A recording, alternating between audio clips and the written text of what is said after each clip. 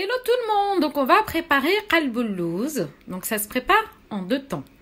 Dans un premier temps, on va commencer à préparer la pâte. Donc ici j'ai préparé avec 1 kg de semoule, la grosse semoule. Vous pouvez également la diviser, mettre 500 g. Donc moi pour 1 kg de semoule, je vais vous faire montrer de cette matière-là.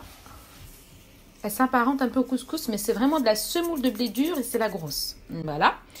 Il me faut 1 kg avec 400 g de sucre en poudre, l'équivalent de 4 cuillères à soupe d'eau de fleur d'oranger, un peu de sel, de la vanille et 200 g de beurre fondu. Donc on va commencer à mélanger nos ingrédients secs, donc la semoule, le sucre et le sel. Donc on mélange le tout.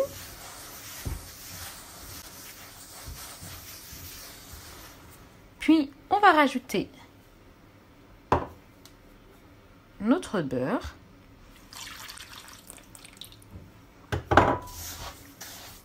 Donc, j'ai renversé les 4 cuillères à soupe d'eau de fleur d'oranger puis la vanille. Donc, on mélange pendant une petite dizaine de minutes. Puis, on couvre. Alors, il faut laisser reposer la pâte minimum 2 heures.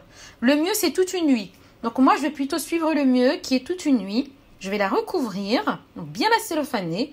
Et demain matin, je vais y rajouter de l'eau. Donc moi, en l'occurrence, je vais rajouter de l'eau de fleur d'oranger, pour la malaxer, avoir une bonne pâte qui se tient. Pas trop non plus, elle doit rester un peu sablée. Voilà, donc ici, on va préparer le sirop d'imbibage. Donc, en règle générale, le sirop, c'est temps pour temps.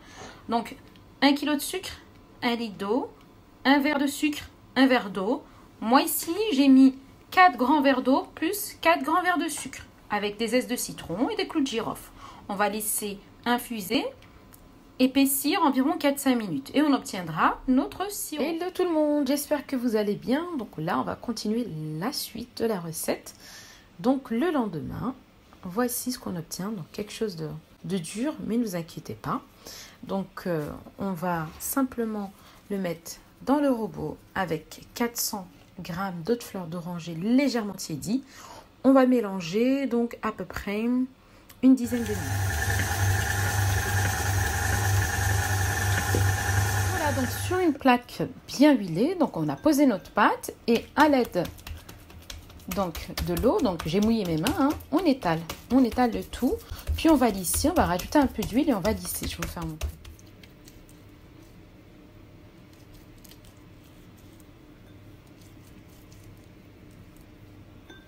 Donc notre qalboulouz est prêt, on va passer à la cuisson. Donc je l'ai découpé, décoré d'une petite amande par-dessus.